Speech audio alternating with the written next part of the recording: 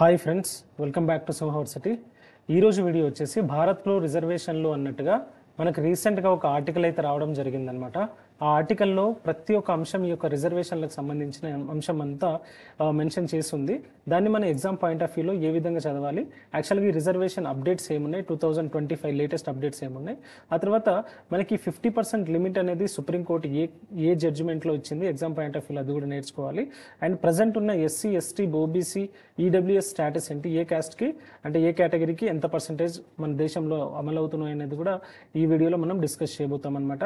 ఇది ఆల్మోస్ట్ 1902 నుంచి అంటే హిస్టరీ ఫ్రమ్ ఇది ఎక్కడి నుంచి ఎవాల్వ్ అయింది, ప్రజెంట్ స్టేటస్ ఏందన్నది కూడా మనం వీడియోలో డిస్కస్ చేస్తామన్నమాట. ఇందులో క్లియర్గా ఈ టాపిక్స్ చూస్తే మీకే అర్థమవుతుంది. ఎవరైతే పర్ఫెక్ట్గా చదవాలని మంచి ప్లానింగ్తో చదువుతున్నారో వాళ్ళకి ఈ టాపిక్ ఇంపార్టెన్స్ అనేది 100% యూజ్ తెలుస్తుంది అనమాట. ఇందులో ఇంట్రడక్షన్ ఫస్ట్ ఆఫ్ ఆల్ ఏం చేస్తామంటే రిజర్వేషన్ అంటే ఏంటో దానికి సంబంధించిన బేసిక్స్ చూస్తాము.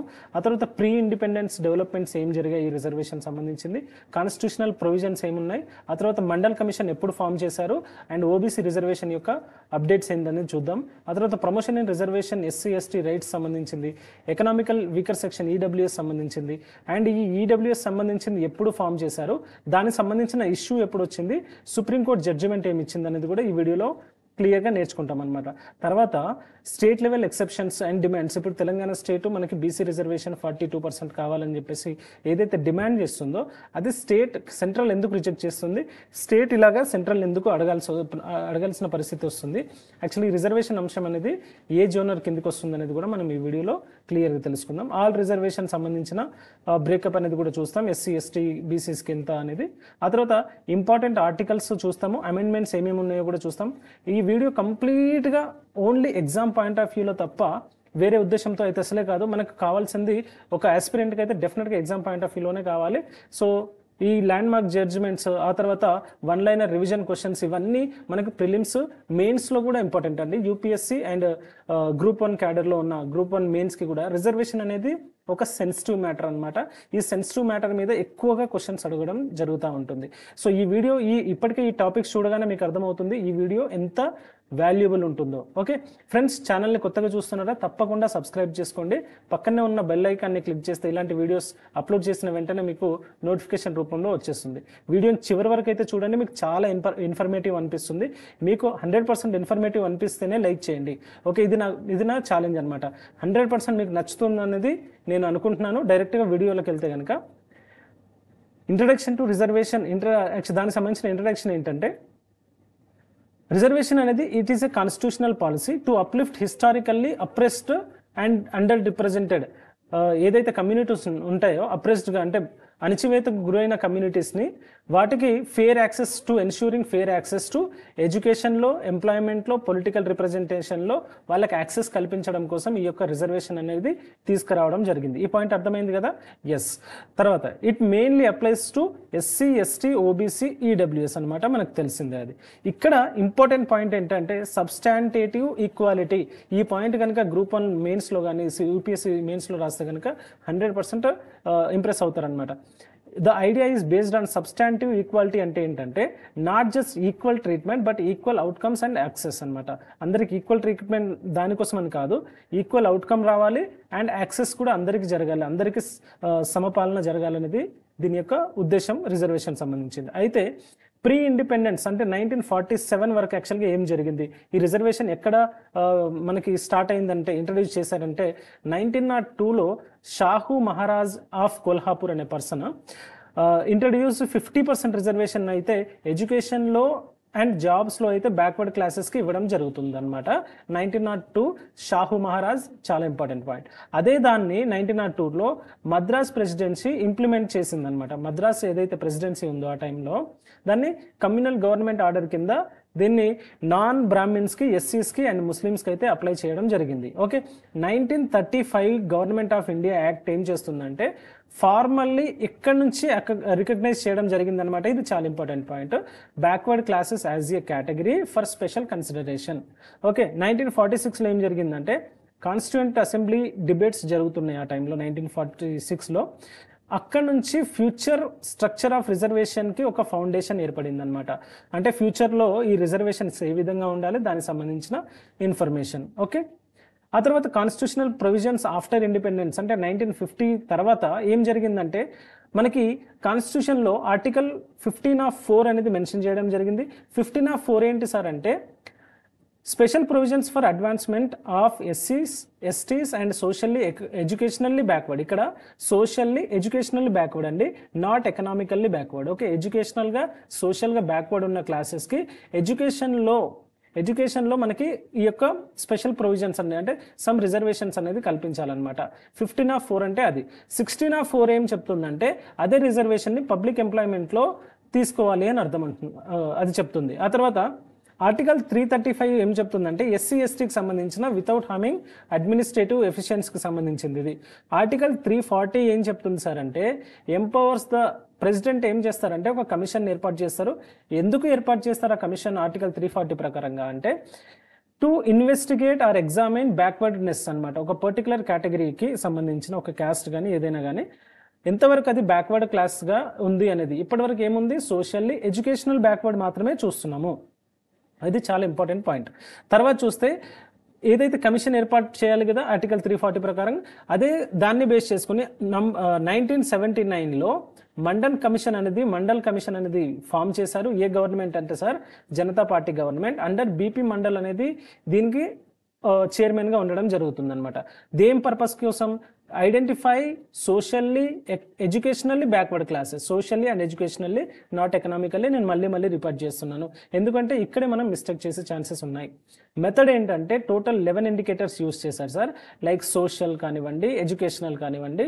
ఇక్కడ ఎకనామిక్ అంటే అది ఎక్కువగా వెయిటేజ్ అనేది ఇవ్వలేదు అక్కడ, కానీ మెయిన్గా సోషల్లీ ఎకనామికల్ ఎడ్యుకేషనల్లీ బ్యాక్వర్డ్ క్లాసెస్ని మాత్రమే ఐడెంటిఫై చేయడం కోసం ఈ కమిషన్ ఏర్పాటు చేశారు. 1980లో ఏం చేశారంటే 1979లో మండల్ కమిషన్ ఏర్పాటు జరిగితే 1980లో అది రిపోర్ట్ సబ్మిట్ చేసింది.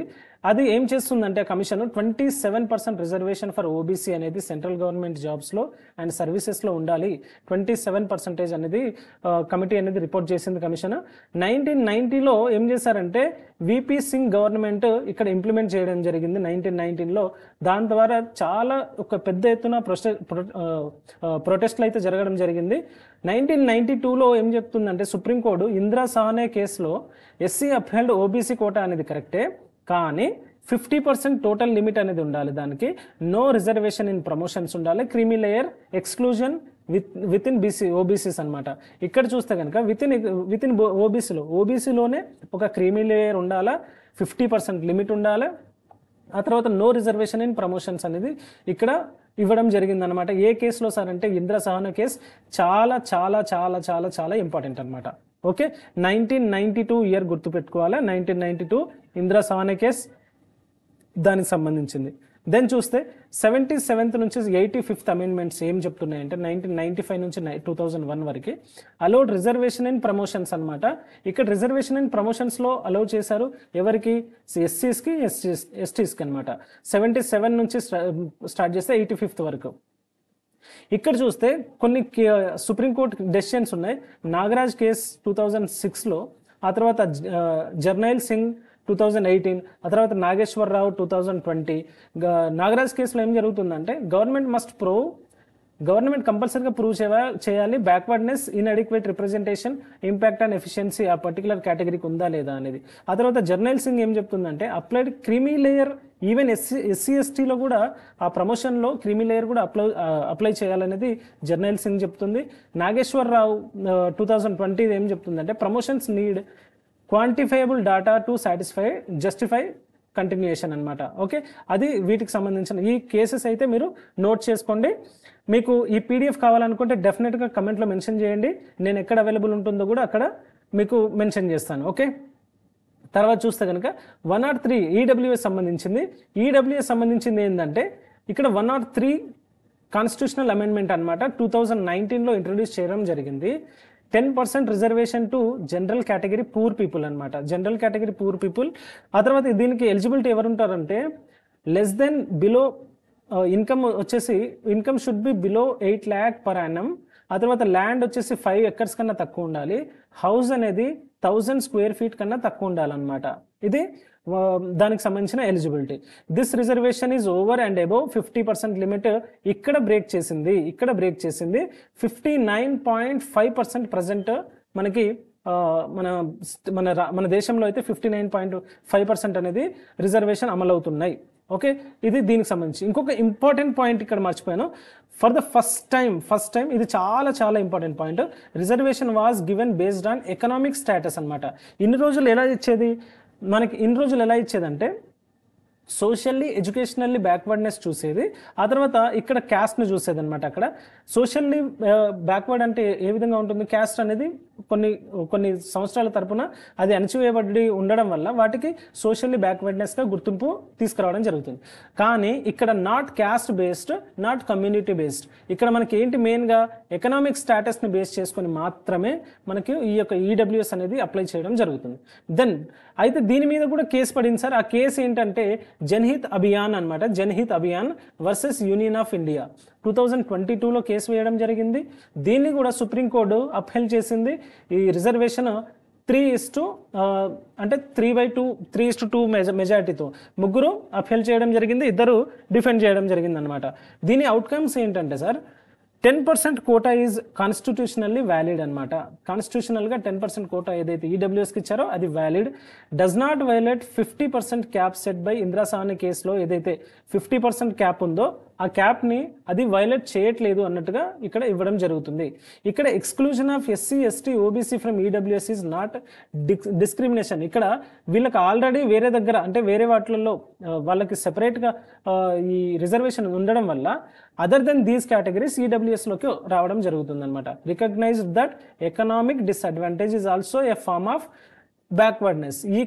ఈ సుప్రీంకోర్టు జడ్జిమెంట్ ద్వారా ఎకనామిక్ డిస్అడ్వాంటేజ్ కూడా ఒక బ్యాక్వర్డ్నెస్లో ఒక భాగం అన్నట్టుగా ఈ కోర్టులో అంటే ఈ కేసులో అయితే వాదించడం జరిగింది.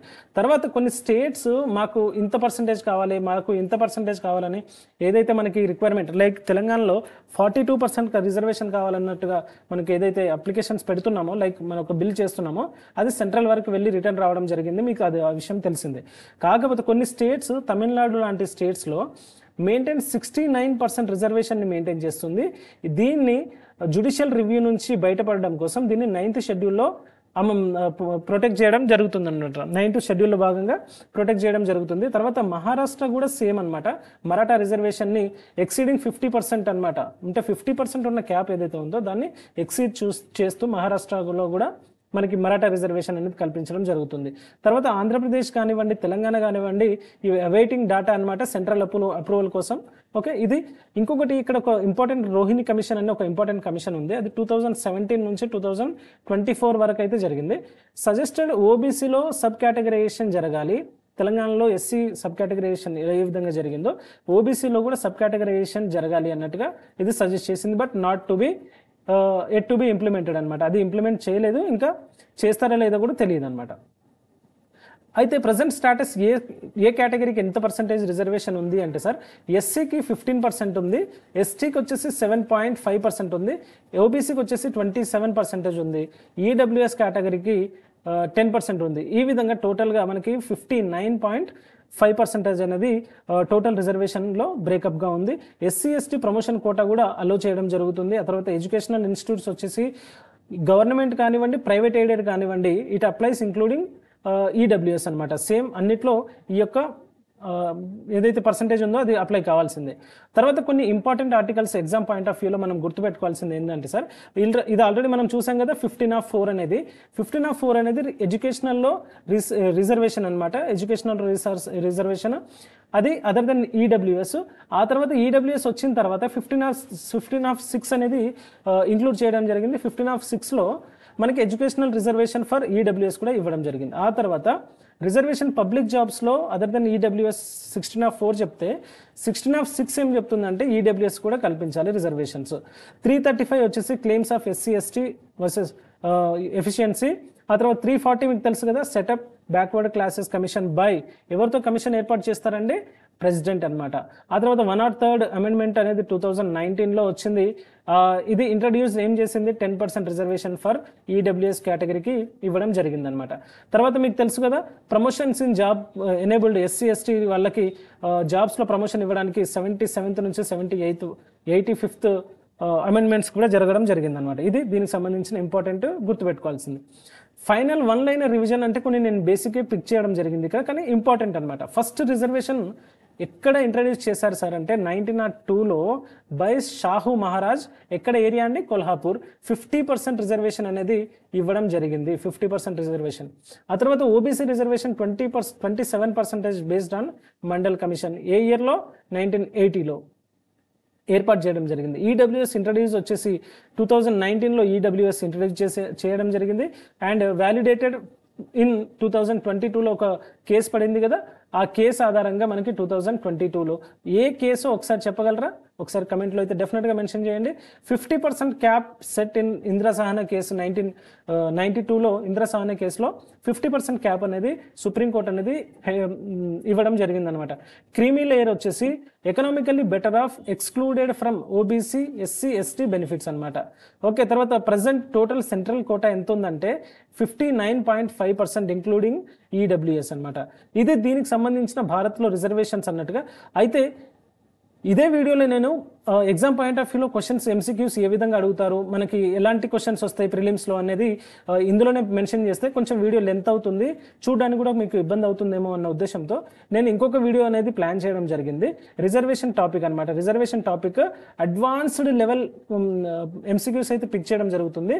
చాలా చాలా ఇంపార్టెంట్ అంటే చాలా ఇంపార్టెంట్. ఇది అందరికీ 100% యూజ్ అవుతుందన్న నమ్మకం అయితే నాకుంది. ఓకే, ఇక్కడ చూస్తే కనుక మనకు కొన్ని క్వశ్చన్స్, శాంపుల్ క్వశ్చన్ ఒకటి తీసుకున్నాను. Which provision of the constitution was interpreted the Janhit Abhiyan? ఇంతకుముందే ఒక కమెంట్ చేయమని చెప్పాను కదా, Janhit Abhiyan case to allow reservation solely based on economic criteria. 2022లో ఏం జరిగింది సార్? జనహిత్ అభియాన్ కేసు అనేది సుప్రీంకోర్టులో ఫైల్ అవ్వడం జరిగింది. అది ఏం చెప్తుంది అంటే అక్కడ నుంచే మనకి ఈడబ్ల్యూఎస్ కోటా అనేది వ్యాలిడేట్ చేయడం జరిగింది. కాబట్టి ఆప్షన్ ఏది ఇవ్వడం జరిగిందంటే ఆర్టికల్ 15(6) అనేది మనకి రిజర్వేషన్ ఇన్ దేంట్లో? జాబ్స్లో అనమాట. జాబ్స్లో. ఎడ్యుకేషన్లోకి వచ్చేసి ఇది ఎడ్యుకేషన్ అనమాట. ఇక్కడ ఏమి ఇచ్చారు? మనకి ఎడ్యుకేషన్ మాత్రమే ఇచ్చారు. ఆ తర్వాత రిజర్వేషన్ ఇన్ 16(6)లో కూడా ఇదే ఉంటుంది. ఇక్కడ చూస్తే ఎక్స్ప్లెనేషన్ కూడా ఈ విధంగా ఉంటుంది.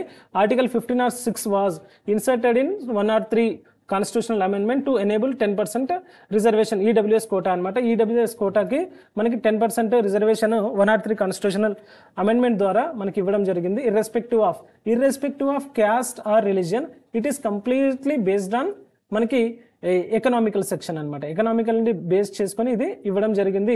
ఇది దీనికి సంబంధించింది. ఈ విధంగా మనకి ఇంతకు మించి important questions like very advance level questions అయితే ఇక్కడ ఉంటాయి. కాబట్టి మీరు ఈ వీడియోని అతి త్వరలో అప్లోడ్ చేయడానికి అయితే ట్రై చేస్తాను. డెఫినెట్గా మీరు ఆ వీడియోని కూడా చూడండి. ఫ్రెండ్స్, ఛానల్ని సబ్స్క్రైబ్ చేసుకోకపోతే డెఫినెట్గా సబ్స్క్రైబ్ చేసుకోండి. చూసారు కదా వీడియో ఎంత క్వాలిటీ అండ్ ఎంత కంటెంట్, మంచి ఎగ్జామ్ ఓరియంటెడ్ కంటెంట్ ఉందో మీకే అర్థమవుతుంది. సో ఇలాంటి కంటెంట్ ఉన్న వీడియోస్ కోసం డెఫినెట్గా లైక్ చేయండి and me friends and families కూడా షేర్ చేయండి. ఓకే, వీడియో చూసినందుకు thank you so much. All the best for your exams.